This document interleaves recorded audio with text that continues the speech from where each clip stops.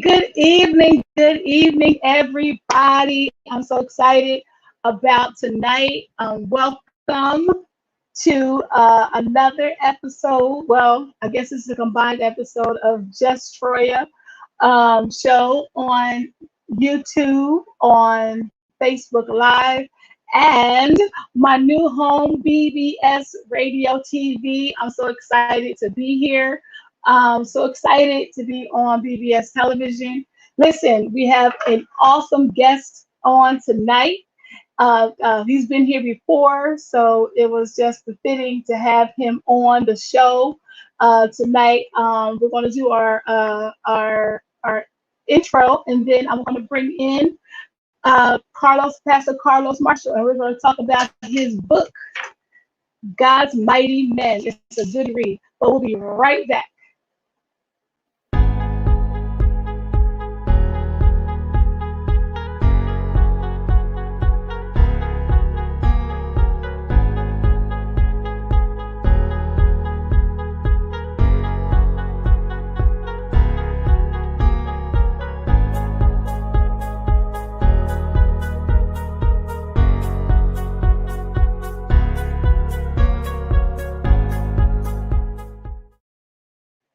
Hey, everybody. Again, we are back. So excited to be here. We have a very special guest, my friend and my former pastor, but I guess he'll always be my forever pastor here, Pastor Carlos Marshall. We want to welcome him to our broadcast. And again, what I'm going to do, now we have this new program and this new so now if you want to ask him questions, guess what, you can ask him directly, and I'll put the number at the bottom, so you can ask him, say, hey Miss Nikki, how are you? If you have any questions, so we're going to get into his book. He was here before telling about God's Mighty Men, but I'm giving him an opportunity to tell us more about this, tell him more about him, remind everybody who he is. But again, this is our debut episode of, it's now the JustTroia Show. And I'm still live on YouTube, I'm still live on Facebook, but I'm now a part of the BBS radio television network. I'm so excited about that. Do me a favor, like and share. And at the end, I have a giveaway. So if you're liking and sharing, I have a giveaway at the end, just so we can say thank you. If you want to dial in, you see the number is 888-627-6008 or 323-744-7831. If there is a burning question that you want to give to either myself or Pastor Marshall this evening, feel free. You can talk to us live, which is really cool. So, hey, my friend, how are you? Hello, how are you today? I can't complain. God is good. Amen. I just came back from vacation. I was on the West Coast. I was in Vegas, Arizona. Yeah. And I saw the Grand Canyon. It was hot. I got to post pictures. I'm being ignorant. But please tell our listening audience who Pastor Carlos Marshall is, and then we'll get into your book. Amen. Well, again, yes, Pastor Carlos Marshall. Thanks so much. And yes, this is my friend. This is my friend, Troia, Elder Troia, however you want to know it, but she's my friend. So again, I'm Pastor Marshall, Voices of Faith East here in Lawrenceville, Georgia. So it's such a blessing to be a part of this. So that is just who I am. Simple, just pastoring and loving God and doing what I do for my family. So that's who I am. And yes, he is, and he does. He has 3 beautiful children. Caleb makes me feel old. Every time I look at a picture of her, I'm just like, yes, baby girl 20. Yeah, she's baby girl, junior year in college. Oh wow, yes, that's the baby girl. Yes, she's a junior in college. Yes, absolutely. Yes. I could have went all night without you telling me that. Yes. 20, 26, and 28. Yeah, 20, 26, and 28 are the ages, man. So that's so I have adults. Yeah. Cayman's Yeah. 28. Cayman's 28. Yes. Maya's 26. Yes. Absolutely. Okay, Absolutely.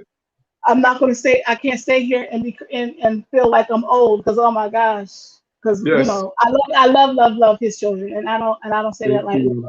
but I do. They're just the sweetest. They're just with the sweetest always. And they thought something was wrong with me. Yeah. How's my girl? How's she doing? She's doing well. I just talked to her today earlier. Matter of fact, doing well, hanging out with her goddaughter and Good. everything. So I talked to her during the week, trying to soak up all she can before she have to go back to school. You had less than 2 weeks before they have to go back in the classroom. But she's doing really, really well, though. Really, And really how about well. Mama Marshall? Doing well. That was her just calling in out 9 o'clock. She's doing well. Matter of she's coming up here tomorrow. So I talked to her Okay. about 2 or 3 times a day, actually. I talked to her, but she's doing really well, excited to come up and spend some time. But she's really well, man. I call her, man, I just get so much from her when I call her. I'm like, wow, I've gotten my sermon. I get that's time preachers need to get preached to. I do from other pastors, but I surely do get the word and get wisdom when I call my mother. Yeah, she don't know it, but she every now and again I'll pick up the phone, hey mother, and she'll just talk, and I'm just like, I needed that. I need, and she'll even know, but I really really truly do appreciate There it. you So go. when I say he and I are friends, we've been this is the third time he and I've had a conversation uh, on online, but we've had Hmm. several conversations. So I'm really excited to have him as our. It's not a debut for what I do, but it's a debut for being on this new platform because he has a book. We talked about it last time he was here, but this time I had it. I have it in hand, God's Mighty Men, and I had the opportunity to read it. And it's a really good read. If you haven't, you don't have it, go buy it. It's on carloskmarshall.com. But Hmm. tell us, and I'm gonna let you tell about it, but then I'm gonna ask you because there's some stuff in here that I'm like, oh, because y'all can't see it, but I have earmarks, dog eared, and I was like, I guess I'm tearing up the book because that tells you I'm reading it. Because there's some questions we have about this whole mighty men thing. Well, tell them what this is all about, what this and how this came about, how God's mighty man came about. Well, actually, it came about, really started out as my journal. It was just really a way for me to get the things that was going on inside of me to get them out. You see in the book, God did two things. He said, when I tell it to him, it allows me to get it out of my heart. When I write it down in my journal, I get it out of my head. So that was a way for me to be able to release it. But also, he said that if it helped you, why not share it with the world, the other people that are going through it? I want to be able to give this as a support for men. Again, I think I said it the last time. I want to make sure that I help men not give up on love, don't give up on leadership, and don't give up on life. So this really is an encouragement for men. But at the end of each chapter, I have note for the ladies, note to the ladies, and that because I Beautiful. did not want to leave them out because you all are part of the journey for helping us get to where we need to be. God give you all insight. So you have to write to one particular audience, but I did not want to leave ladies out because you all are a big part of us getting where we need to be. And sometimes for mothers getting the sons where they need to be, family members, not just the spouse, but other males in the family. So it was just a way to be able to support the men and help families overall. Help us see those things that we need to see about families and about relationships, about connection. And that's good because you hey hey Jesse, hey Jesse, hey Elder Carla, how are you? Elder Carla Hunter said hello. Oh, Uh, hey, hey, I'm so so wonderful. okay, so I was reading it, and what I found was interesting. One of them was getting. I'm not going to mess up the chapter, but you were talking about how men and women love differently, and Mhm. and that it's important that we learn. And I'm a big proponent of that myself. Learning the love language of your partner, Yes. and Mm. uh, and I was like, oh. that is so good. Can you just kind of talk about that? Because a lot of people, they're in these relationships and they're like, and we think that we're loving them from the way that we Mm. want to be loved and not how that person wants to be loved. You Yes. can talk Yes. about it. Love language is so key. And that's one of the first things that I give couples homework to do if they have not already taken that assessment is to figure out the love language. Because naturally what we do is we do for the other person what we like to have done for us, assuming that that person will like that. But that's not necessarily true. The love language allows you to identify what that person likes because we want to do what that person likes. But how do we know that? People have to teach us how to love them, not teach us how to love, but teach us how to love them. The love language shows what that is because what you're doing is you're trying to fill that person's love tank up every day, but you're filling it up with what makes them happy. The love language shows that because you could be doing all these things and you're wondering, man, I'm doing all this and he or she's not appreciating it. And then the other person saying, well, man, they don't ever do anything I like. That's because you're missing it.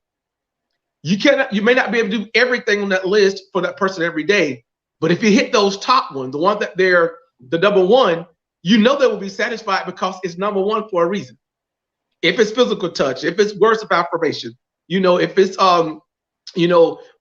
deeds, doing those things, if you're doing, so you look at it, but if it's gifts, acts of service, whatever it is, it's the top for a reason. So you identify that and you'll see yourself being more satisfied. They will be more satisfied because now you're not worried about yourself. You're worried about how do I feel that person tank up with love tank with what they like to have done. I thought that was very interesting because I'm like, because before I found the 5 love languages, I didn't know.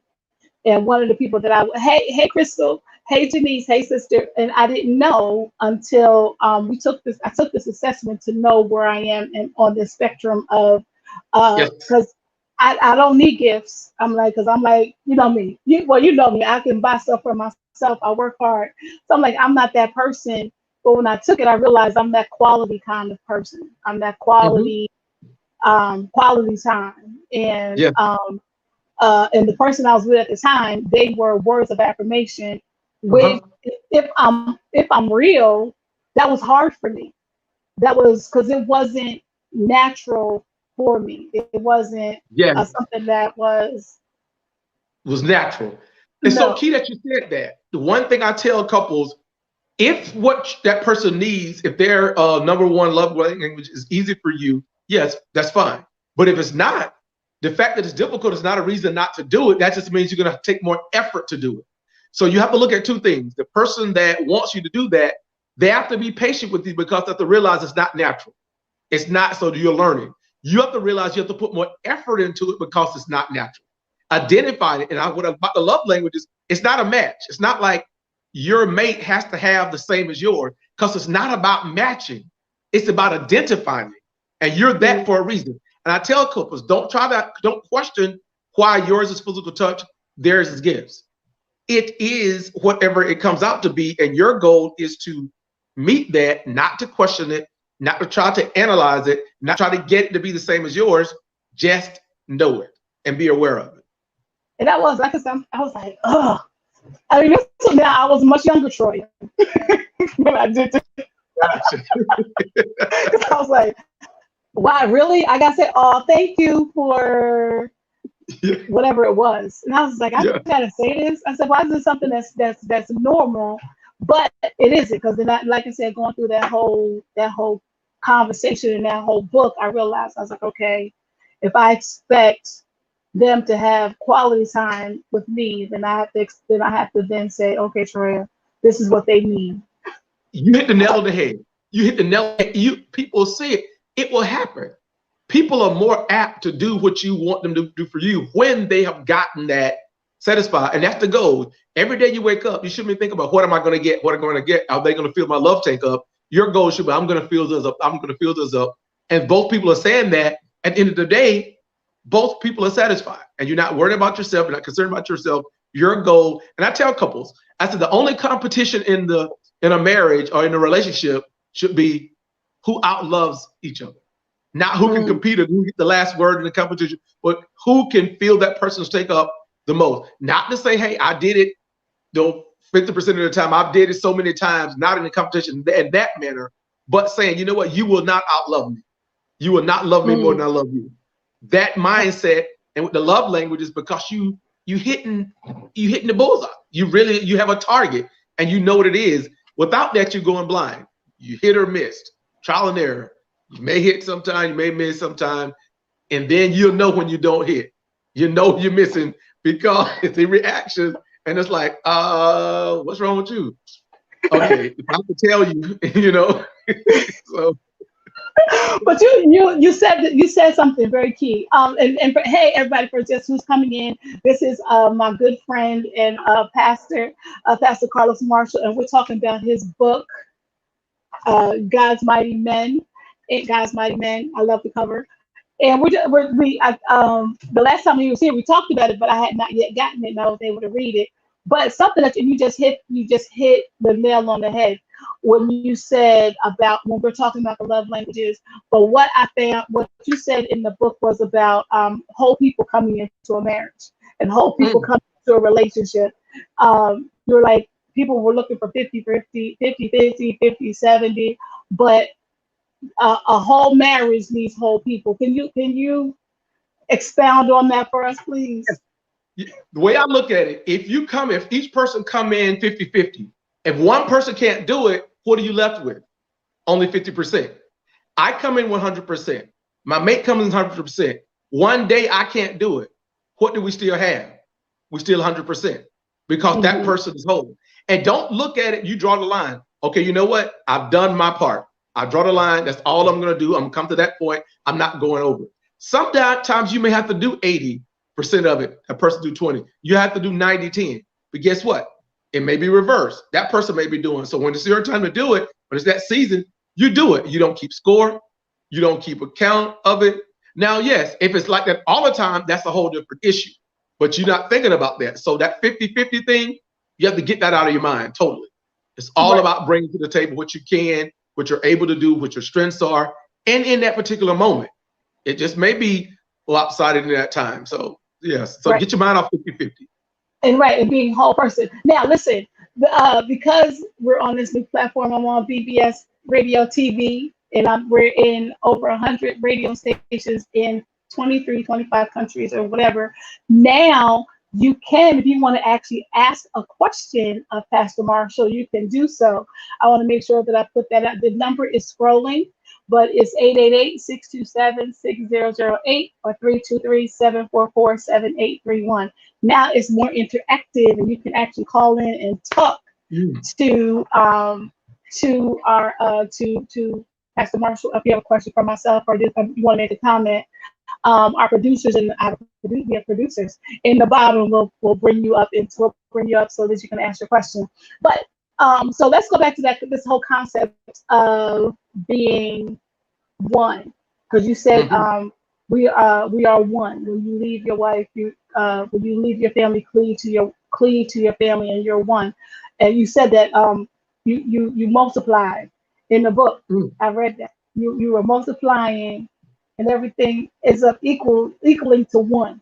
Can you? Yes. Can you? I'm completely messing it up, but you can tell it better than I can.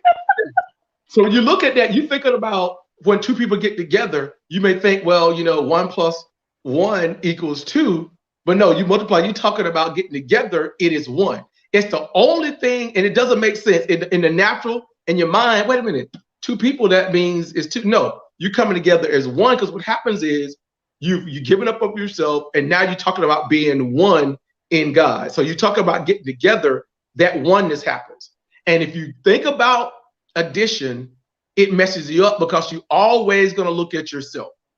But if you think about that multiplication, if you think about that coming together as one, then now you've forgotten about, well, they're doing things their way, I'm doing it my way. No, you're coming together as one, and both of you guys now are guided and led by God. Now you're not doing things your mom way you did when you have family. That's why it says leave mom and dad and cleave, to your wife, to your husband.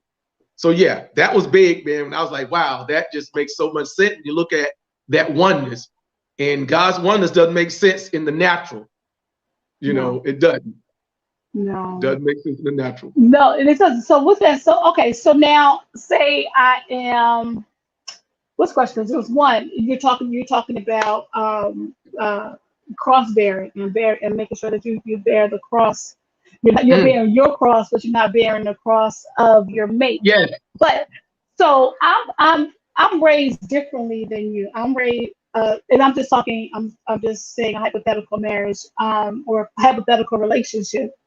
Because you talk a lot about the relationship and God's mighty men, what they do, and what God's mighty men are. Hey, Miss Freed, hi, Miss Hilda, how are you? And you're like God's. So let's go back before we talk about the marriage part, because one of your chapters you said God's mighty men commit.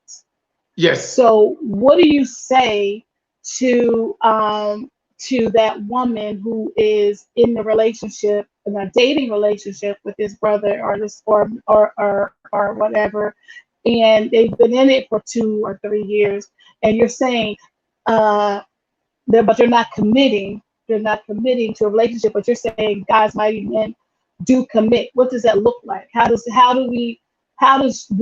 she know when it's time to bounce, because they're not being the mighty men and committing, or the mighty woman in this? It could be either way. A woman not committing to a man. What do you say to those people, that person, if you're saying, because you're clearly saying that God's mighty men, they do know how to commit. Right. Okay. First of all, when we think about that particular chapter, one of the biggest things I want to make sure is that we're committing to God before we commit to a spouse. And if we're waiting, sometimes you have to look at the timeline. If we're not committing in the time frame that the person wants us to commit, or what the person, they may say that you're not a person that commits. Well, in the books it talks about, with God, you're seeking God to see, because should I commit? It's not like you're not committing because you're not a committed person. It's because you have not been given the okay by God to commit. A lot of times it talks about too, well, what's being brought to the table. Person wants you to commit. They want what you're bringing to the table, but they're not willing to bring something to the table themselves. Also, it talks about sometimes men won't commit if they're thinking in their minds, well, there's something out there that's better. Not running the street, not running with, but look at, is this the best thing for me in my life? Is this what God wants for me? So now we talk about time frame. Yes, everybody knows that comes down to discernment. There's no one way to say, hey, it's time to do it. Every case is different, but you know if that guy is just stringing you along, if they're just going through the motions. So you have to allow yourself to discern whether you see a future for this. Is this going somewhere? Are you guys on the same page about that? So that's the biggest thing I'm talking about now in that chapter about committing. It's not like men don't commit. It's that what we're using to decide whether we should commit or not. And that is being led by God, being led by the Holy Spirit. So that's what I really want to emphasize in that particular chapter, why men don't commit in the time frame, or sometimes not at all, with that person. Doesn't mean they don't commit at all, but just specifically with that particular person. But now I have spent 10 years of my life with this brother. But now we break up, and 2 weeks later he's married to somebody else. What is that? Yeah, now see, that is truly, that's the person that was meant, for that person to be with. Sometimes it's just a guy. Sometimes the thing, it could be several things, but in some cases, is that they should have made a decision before those 10 years, knew it all along. And I share guys that. I share that when I can see, for me, that's not the easiest thing to do. But if you know that it's not there, you knew that you were not going to commit the whole time, but you were maybe waiting for it out. You waited. And I would tell guys, do not do that. And guys, and anger, it may be tough for you or the other person, but do that person a favor, do yourself a favor, and not string it along just because you don't want to be looked at as a person that quits or won't commit. Because doing it 10 years and not marrying that person, that is not committing, just like you not being with the person at all. So you're talking about committing. So that's the biggest thing. Sometimes it happens, you see those things and you had another point in your life, that one person to help you get to that point Now there you go with somebody else enjoy that person that they created, you know. Right. And that's what Somebody it else. feels like. That's Right. exactly. We And don't that's pride. exactly what it feels for 3 minutes. So I put it with all this for you to get to that person. They get the good you. They get the new version of you, you know. Right. We And don't prime unfortunately, the what was it? Prime the slot machine, and then we walk away from the yes. slot machine, And then and now you put your you come quarter in in and and put all the one, money. yeah, you come in and put 1/4 in and you win the whole jackpot. But yeah, that's a good analogy. I don't do that one, but that's a that's a good Look, I just analogy. came back from Vegas. I didn't play. Yes, I yes, just, so that's how I got it. That's how because but good analogy. and that's and then well, what do you say at that point to the person that is now left? Uh, they've been in this 10-year relationship, and but Mhm. they're the one, and they walked away, and this other their partner who they were is with someone else. Now they're sitting there like, what just Mhm. happened? Mhm. And now I'm out here. What do you say? What do you say about that? How do you? Hey, Toya, thank you. Well, that person that's left there, you have to discern. One time you have to look and see what is best for you. Sometimes it's best for you that the person does not commit. Because if they committed, you would go along with it. Them not committing to you may be the best thing because if it's not meant for you, look at the lessons that you learn from it and truly discern. Do you have God told you that the person you're with? Because God gives us free will. God's not going to tell us who to be with. He gives us unctions. There's red flags. There are so many different things, but do we take heed to those? So what you have to do is sometimes take your feelings out of that and look, discern. Did God tell you this is the person to be with? Did he tell you long ago that you should have left or you shouldn't be in a relationship? And you can evaluate that. Hard to do, but if you can take your feelings out of it and just listen to God and look at what is there. And sometimes it takes a moment. Think about the longer you're not that person, the more you see, wow, maybe this is a good thing. Hard early on because now you're in your feelings and you're thinking about all the stuff that all the time you put into it, and you have a vested interest in it. But the biggest thing is listen to God leading you. If this is the person for you, then things are going to work out the way that God says. But if it's not, you have to be able to allow that door to be shut and not go back and try to jiggle the door and make sure it's locked or not. So Hey, thank you, everybody. I'm sorry, I'm reading the comments as we're talking. Listen, yeah. if you have questions, again, this is a different. Thank you for. I'm glad to be. I'm black and I'm back. And I'm back. But if you have questions that you want to ask him, that's not here. There's the number 888-627-6008 is the number you can call and you can ask him directly yourself. I And would he love will that. hear and we'll bring you up so you can hear. So this is our, like I said, this is our new platform. So that this is I'm excited about it. So people can It's actually good. call in and have a talk and talk with the guests. So don't be shy. Don't put Yes. all your comments here. Pick up the phone and call 888-627-6008, and our the producers in the back will answer the calls for you guys. So listen, thank you, cousin. We just want to make sure we get the information out there. Now, something that you had said again, we're talking. This is my friend. I keep saying it, Pastor Carlos Marshall. We're talking about his book, God's Mighty Men. You can get it on his website, carlokmarshall.com. Is that right? Is Yeah, that that's correct. right? He is a father of three, and now he was what's that? Oh, that might be me. So he and I've known each other for a good while, Mm-hmm. and I trust what he says. But now, okay, so now and you're right, Elder Carla.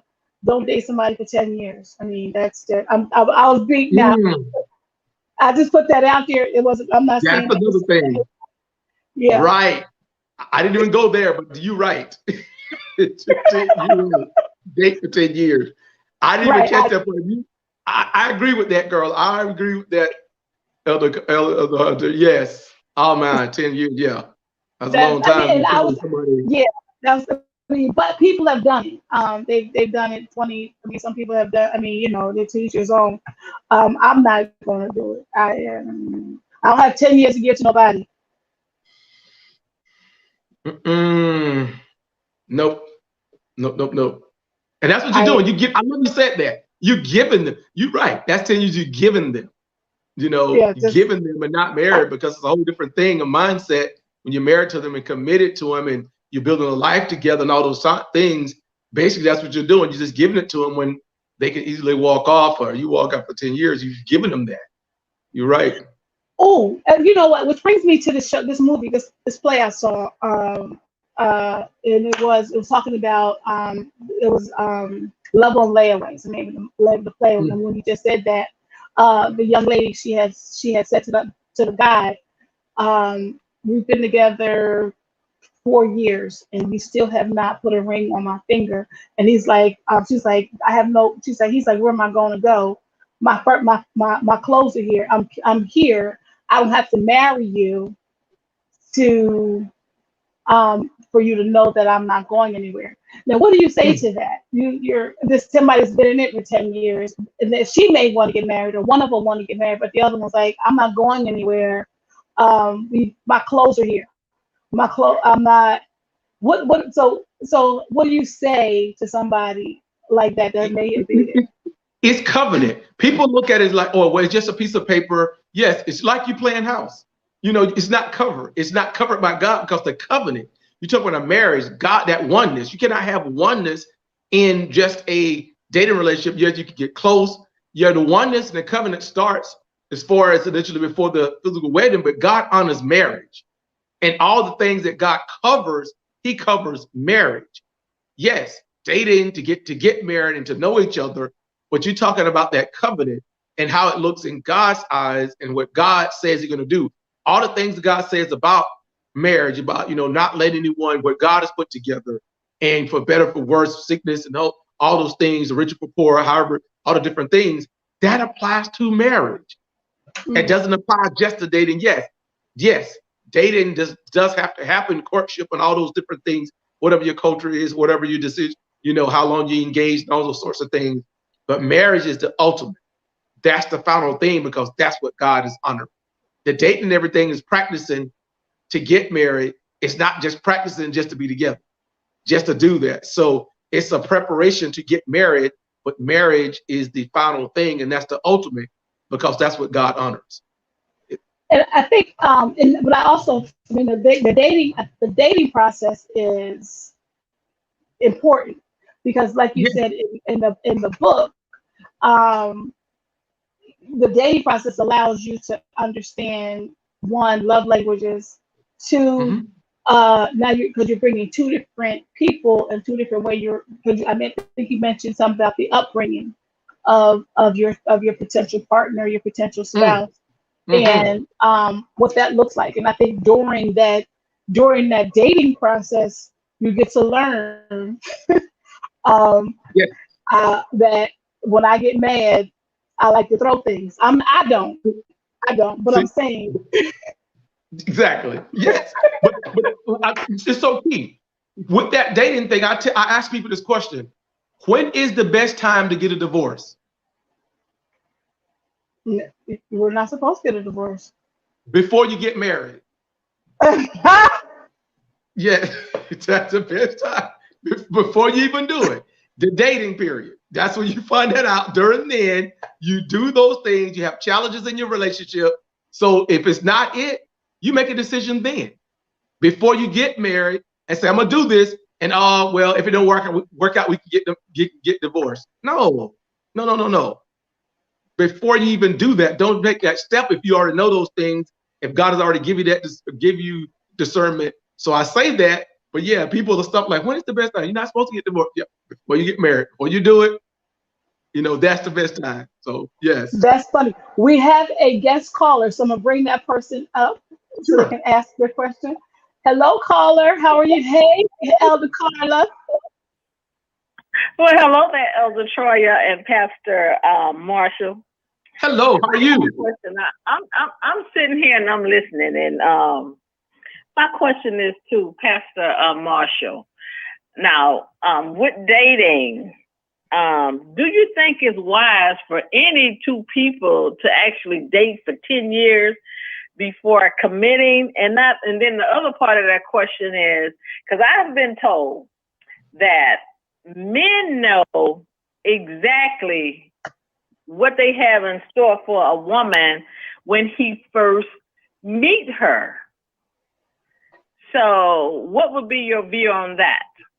It does not take 10 years. You know, if you don't know it in 10 years, you're not going to ever know it. So the 10 years, I would say no. I'm not going to say a number whether it's 4 or 5 or 3, but 10, because at that point, you've experienced everything you're going to experience and know about that person. That may be a different situation with that particular person, you know, whether committing and understanding. You think about too, what are you doing to allow that person to continue to do that? Are they getting everything they need? Are they getting everything without the commitment? So you have to look at it and say, why buy the cow if you get the milk free? You know, I know you probably have heard that statement. So if you allow it to happen, that person said, well, why should I do this? Because I could easily just not do certain things when I'm just not committed in marriage that I may have to do when I'm married. So yes, 10 years, I would say that, so to me, that's a long time to be together and not have a more serious, you know, commitment such as marriage. Okay. Now the second part of that question, do you think that when a man first sees a woman, that he knows if he wants to marry her? Because I've been told that by men. Like when I first saw my wife, I knew she was the one. Yes. Yeah. I truly believe that. It may not happen with every man, but a man knows right then whether that's the person they can do. What happens is over the time you're dating, you start to see that person. Can you see them in every circle that you have? You initially look at them, and maybe the looks, and maybe all the different things, not just the look, it's the spirit that's there, it's the connection. So whatever it is, a man knows. A man knows what they're going to do, what they're willing to do, what they're willing to be able to learn, what they're willing to sacrifice for that woman. So absolutely, I believe that. A man knows right then, but a lot of times the logistics, the different thing it takes to get to that actual point. And it may be okay to do that. Go through the pre-engagement. One thing I share with people to do, you've heard about people doing pre-marital counseling.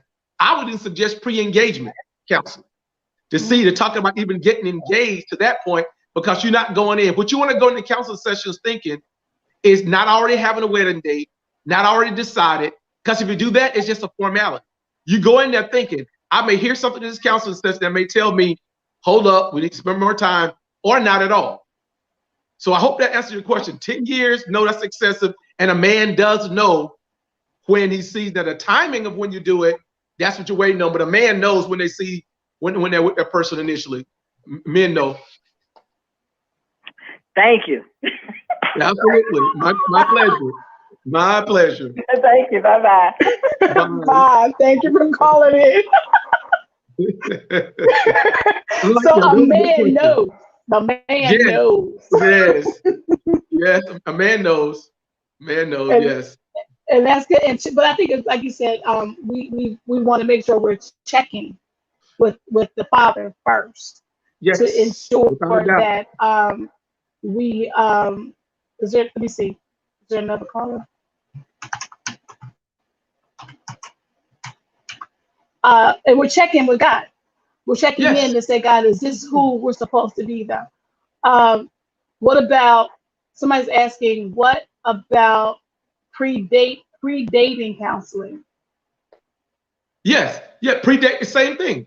It is good just to have another person looking at, okay, a neutral person, that third party, you taking what you're thinking, what they're thinking, and you have another person listening to it. It's amazing when you say something to someone else, the way that it sounds to you is based on what you've been hearing.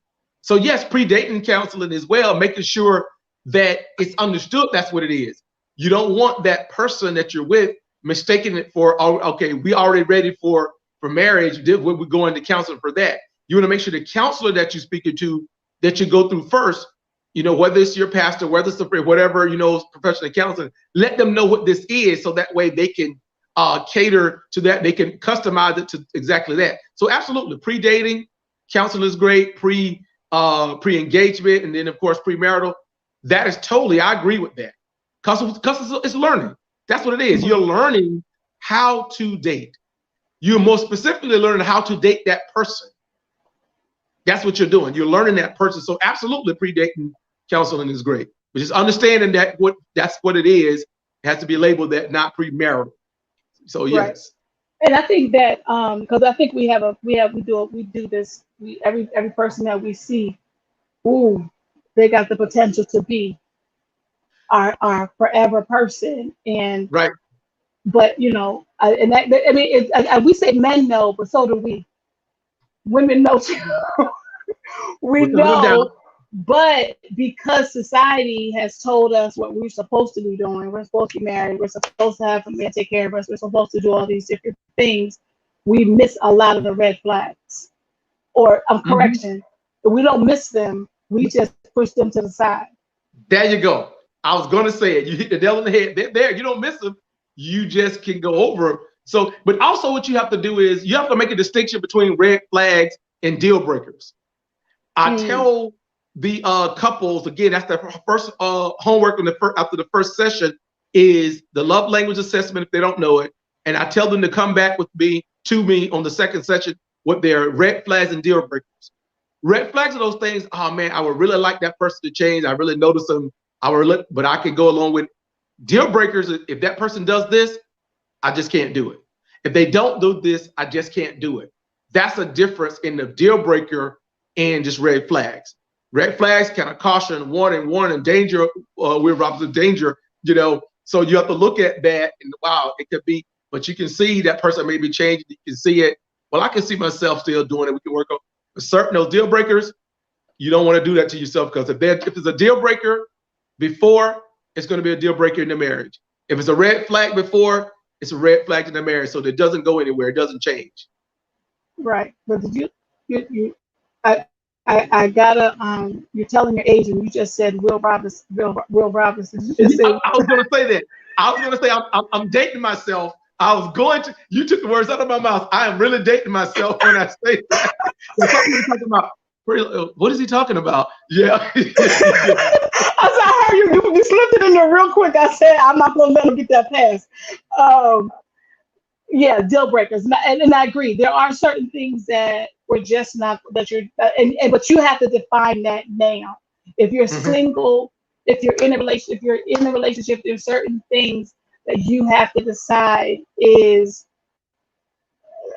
this is it. We can't be with each other. For me, the biggest one, you try to put your hands on me, yeah, somebody going to jail. Done. That's a deal breaker. Right there for Troia. If you don't, right? Should be. If you don't, right? I got 4 little people. If you don't like little people, then that's a deal breaker because that's a whole. So you have to know from the door what and make people honor and respect you. Because something that you said was really, really important. That I thought was really, really, and we're soon running out of time. Something I want to make sure we say this. You said we women, we love, men respect. Yes. Men feel disrespected if we do a certain thing, whereas we don't feel loved. So in the 2 minutes that I'm gonna give you 2 minutes and I'm gonna shut up. Can you expound on that? You have to do that because yes, men want love, women want respect, but men, it affects them more when they're disrespected compared to not loved. And women, when they're not loved, it affects them more. Across the board, those are the two things. Every woman wants love and security. Every man wants respect. And it affects them more. You can do things to men that may get over it, but you don't respect them. It takes a longer time for them to get over it. Same thing with the woman. You can do different things, but if you show anything that don't love them, that's because that's how we are wired. That's how we are built. Some people are different. So those things, it hurts more. And it takes you longer to get over it from your mate than it does for someone else. Someone else can say or do something and do the same thing and does not affect you because you're not looking for love from that other person. You're looking for love from your mate. You're not looking for respect from the other person, you're looking for respect from your mate. Because you guys are being one, you make that commitment to love, make that commitment to respect. So that's what it is for love for women and then respect for men. That is so good. Listen, this is my friend. See now I have to be on another time crunch. So y'all got but of course I have to bring him back. But listen, get his book, God's Mighty Men. Yes. It is, you can get it on his website, carloskmarshall.com. Again, I said I have a giveaway. So this is what I need you to do. I need you to share either on YouTube, subscribe on YouTube, share the YouTube, share the Facebook, message me that you did it, and then we'll put in a random we do a randomizer, and I'm giving away one of my tumblers. Oh yes. Oh, you're gonna like that. Yeah, because he got one. So I'm giving away my tumblers. I'm giving away a tumbler and then again, support Pastor Marshall. We are so excited about being on BBS radio, TV. So again, we're live on Facebook. We're live on YouTube. We're really excited about this platform. If somebody wants to decide that they want to do a sponsorship, we have that as well. You can go to BBS TV, and like you said, we're just really excited for this position that we're in right now, and the fact that you can call. It is every other week. It's not every week. So we won't be here next week. We'll be here the following week, and my guest for that week is if you have my book. If you don't have my book, I do have a book. I need to talk about that too. This is my book, Soul Ties. In one of the chapters, I talk about a good friend of mine, the joy of friendship. Her daughter and her son-in-law are there. My girlfriend, Chandra, who passed away back in 2015, I asked her children, her daughter, to come on to the show. So her and her husband will be on then. And then next month, we have LaToya Powell and coming on to talk about her book. So we're booked out to almost November. Wow, that's a good thing. Which is crazy. And what I'm doing, I'm going back and revisiting everybody who was on the other show, because to give them the opportunity now I'm on this bigger platform to tell their story. So you're the first one. So thank you. We appreciate you. A privilege. I'm honored. So honored. So look, that means from 9 p.m. every Wednesday to 9:50 p.m. I'm on here because we're of a time crunch, but I'm so glad to be on BBS TV radio. And again, I have 2 minutes, so here's my plug. Go to carloskmarshall.com and get his book. It is a really good read, and it makes sense. You can go to my website, JustTroia.com. If you have any questions, if there's some things you want to say to Pastor Marshall, give me a call. Email me at hello@JustTroia, and we'll get to you. We'll get to him for you.